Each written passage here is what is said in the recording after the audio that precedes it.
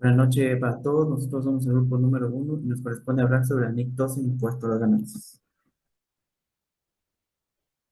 Objetivo: recibir el tratamiento contable del impuesto a las ganancias. El principal problema al contabilizar el impuesto a las ganancias es cómo tratar las consecuencias actuales y futuras de, inciso A, la recuperación en el futuro del importe en libros de los activos pasivos que se han reconocido en el estado de situación financiera de la entidad. Inciso B, las transacciones y otros sucesos del periodo corriente que han sido objeto de reconocimiento en los estados financieros. Alcance: aplica la contabilización del impuesto de ganancias. Para los propuestos de esta norma, el término impuesto de ganancias incluye todos los impuestos, ya sean nacionales o extranjeros, que se relacionan con las ganancias sujetas a imposición. El impuesto de ganancias incluye también otros tributos, tales como las retenciones sobre dividendos. Bueno, y aquí es claro, ¿verdad?, que el impuesto que se genera por esta distribución no tiene nada que ver con el impuesto que está afecto al resultado de una empresa. Definiciones: hablaremos algunas como la ganancia contable, que podemos definirlo como la ganancia operativa de una entidad. La ganancia fiscal es el importe que según las regulaciones fiscales está sujeta al pago de impuestos, gasto o ingreso. Bueno, este es el importe del impuesto que se tiene en consideración para la determinación de la utilidad de una entidad. El impuesto corriente es el importe a pagar, el cual está directamente relacionado con el tipo impositivo y con el resultado del periodo. Pasivos por impuestos diferidos. Bueno, son los importes e impuestos que recuperaremos en próximos periodos.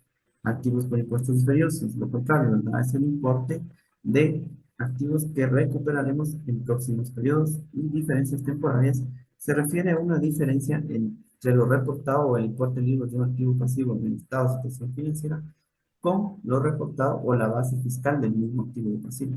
Y la base fiscal es el importe atribuido de acuerdo a las regulaciones fiscales para dicho activo o pasivo.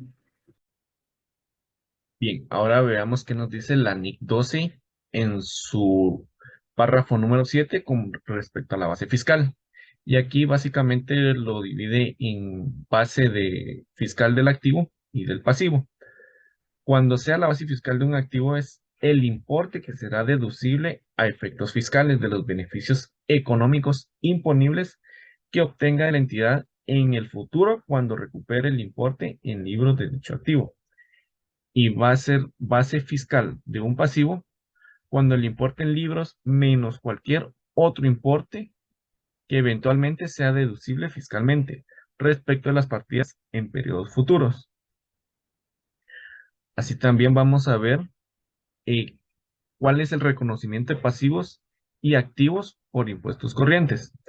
Y la NIC 12 nos dice que se va a reconocer como un pasivo, ya sea en el periodo presente o en los anteriores, cuando o en la medida que se hayan ido liquidando, y se va, si la cantidad ya pagada que corresponde al periodo presente a los anteriores excede ese importe a pagar, ya sea también en los periodos presentes o anteriores, ese exceso debe ser reconocido como un activo por tal. Y ahora los voy a dejar con mi compañera que va a continuar con la norma. Continuando con la exposición, encontramos el reconocimiento de pasivos y activos por impuestos diferidos. Diferencias temporarias imponibles. Son todos aquellos que causan un aumento en el pago del impuesto de la renta sobre cuando en el futuro se reinvierte. Por ejemplo, encontramos los ingresos financieros ordinarios que se incluyen a las ganancias contables en proporción al tiempo transcurrido pueden en algunos regímenes fiscales ser computables al momento en que se cobran. Las cuotas de depreciación usadas para definir la ganancia fiscal puede ser diferente en los cálculos para efecto contable.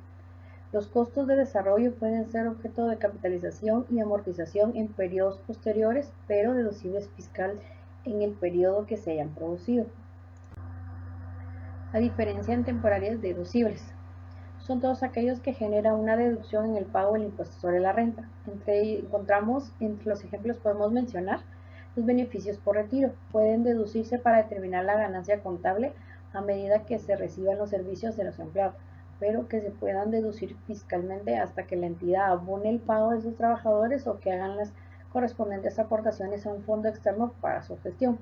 Los costos de investigación son tratados como un gasto en el periodo que se produce al determinar la ganancia contable, pero su deducible a efecto fiscal puede no estar permitido hasta un periodo posterior a efecto del cálculo de la ganancia fiscal.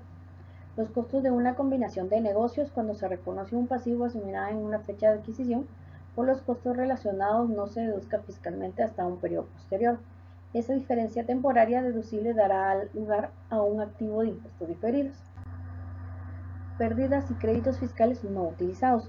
Establece que se debe reconocer un activo por un impuesto diferido, siempre que se pueda compensar con utilidades fiscales o periodos posteriores. Pérdida o créditos fiscales no utilizados.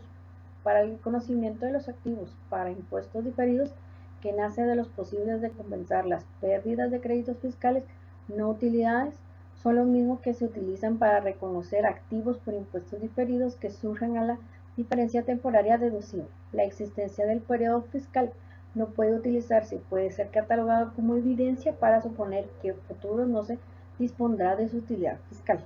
Gracias. La consideración de activos por impuestos diferidos no reconocidos. Al final del periodo sobre el que se informa, las entidades deberían de evaluar los activos que no fueron reconocidos y proceder a hacer el registro, siempre que estos sean probables que permitan la recuperación del activo por impuestos diferidos. Las inversiones en sucursales, subsidiarias, asociadas o participaciones dan como sí diferencias temporarias. Estas pueden ser por ganancias no distribuidas, por diferencias de cambio, por reducción en el importe en libros de las inversiones, excepto pueden ser capaces de controlar el momento de las reversiones y las diferencias no se revertirán en un futuro previsible. Los activos y pasivos monetarios se medirán a su moneda funcional según la NIC 21. Las diferencias se revierten en un futuro previsible y las entidades dispongan de ganancias fiscales contra las que pueden usar las diferencias temporales. Medición de activos y pasivos. De tipo fiscal, que proceden del periodo actual o de pasados, para ser medidos por las cantidades que se esperan pagar, utilizando normativas y leyes impositivas aprobadas. Por impuestos diferidos, deben de medirse empleando las tasas que se esperan usar en el periodo que se realice o que se cancele. En algunos lugares hay anuncios de tasas y leyes fiscales por parte de los gobiernos. Estas deberían de aplicarse para hacer las mediciones.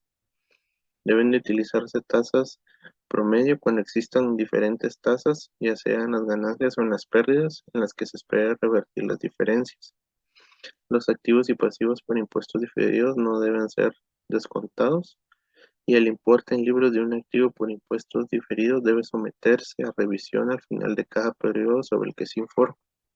Gracias.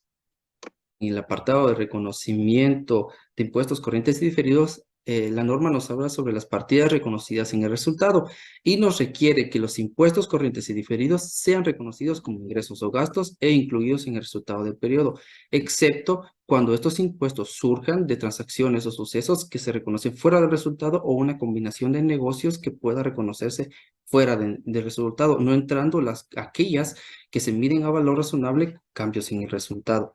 Ejemplos de pasivos y activos por impuestos diferidos, la norma nos dice que estos ejemplos pueden ser los ingresos de actividades ordinarias por intereses y los costos de activos intangibles, y son aquellos que aparecen cuando los ingresos y gastos contables de un periodo se computan físicamente en otro, existiendo así una diferencia temporal. Por ejemplo, en el ingreso de actividades ordinarias se reciben al final de los periodos al que corresponda, pero se incluyen en la ganancia o pérdida fiscal cuando sean cobrados. También la norma nos habla sobre las partidas reconocidas fuera del resultado, y aquí nos indica que los impuestos corrientes y los impuestos diferidos deberán reconocerse fuera del resultado si se relacionan con partidas que se reconocen en el mismo periodo o en otro diferente fuera del resultado. Es decir, si una partida se relaciona con otro resultado integral, esta deberá reconocerse en otro resultado integral. Si esta se relaciona directamente en el patrimonio, deberá reconocerse directamente en el patrimonio. Así también la norma nos habla sobre impuestos diferidos que surgen de combinaciones de negocios. Y aquí, como resultado de una combinación de negocios, podría cambiar la probabilidad de realizar un activo por impuestos diferidos de los adquirientes de adquiriente anterior a la adquisición. Nos da un ejemplo. El adquiriente podría ser capaz de utilizar los beneficios de sus pérdidas fiscales no utilizadas para compensar con unas ganancias fiscales futuras de la adquirida. Cambia por la adquisición del negocio. También nos habla sobre impuestos corrientes y diferidos surgidos de pagos basados en acciones. Y esto nos dice que en algunas jurisdicciones la entidad puede obtener una deducción fiscal asociada con una remuneración pagada en forma de acciones en opciones sobre acciones o en otros instrumentos de patrimonio de la propia entidad. El importe de esta deducción fiscal podría diferir del gasto de remuneración asociada acumulada y podría surgir en un periodo posterior. Gracias. Compañeros, buenas noches. Continuando con la exposición, tenemos la parte de la presentación, la cual tiene inmersa la parte de la compensación y nos indica que una entidad compensará los activos por impuestos corrientes y los pasivos por impuestos corrientes si y solo si esta entidad tiene el derecho exigible legalmente de compensar los importes reconocidos y tiene la intención de liquidar por el importe neto o de realizar el activo y liquidar el pasivo simultáneamente. Asimismo, una entidad debe compensar los activos por impuestos diferidos con pasivos por impuestos diferidos, si y solo si tiene reconocido legalmente el derecho de compensar activos corrientes por impuestos contra pasivos corrientes por impuestos. Y también los activos por impuestos diferidos y los pasivos por impuestos diferidos se derivan del importe de las ganancias correspondientes de la misma autoridad fiscal. También en la parte de presentación tenemos los gastos por impuesto a las ganancias, el cual este gasto, que es un ingreso por el impuesto a las ganancias relativo a las ganancias o pérdidas de las actividades ordinarias, este gasto por impuesto relacionado con el resultado del periodo procede de actividades ordinarias, se presentará como parte del resultado del periodo en los estados del resultado del periodo y otro resultado integral. Asimismo, estas diferencias de cambio en los activos o pasivos por impuestos diferidos en moneda extranjera lo establece la NIC 21, la cual exige el reconocimiento como ingresos o gastos de ciertas diferencias de cambio, pero no especifica tales diferencias que deben ser presentadas en el resultado integral. Dentro de la información a revelar que establece la NIC 12, tenemos que los componentes principales del gasto o ingreso por el impuesto a las ganancias se revelan por separado en los estados financieros, los cuales pueden incluir el gasto ingreso por impuesto corriente, cualesquiera de los ajustes reconocidos en el periodo para el impuesto corriente de periodos anteriores, el importe del gasto ingreso por impuestos referidos relacionado con el nacimiento y revisión de las diferentes temporadas y tasas fiscales con la aparición de nuevos impuestos y, por supuesto, el importe de los beneficios de carácter fiscal que procede de partidas fiscales, entre otros. Esta ha sido la presentación. Muchas gracias por su atención.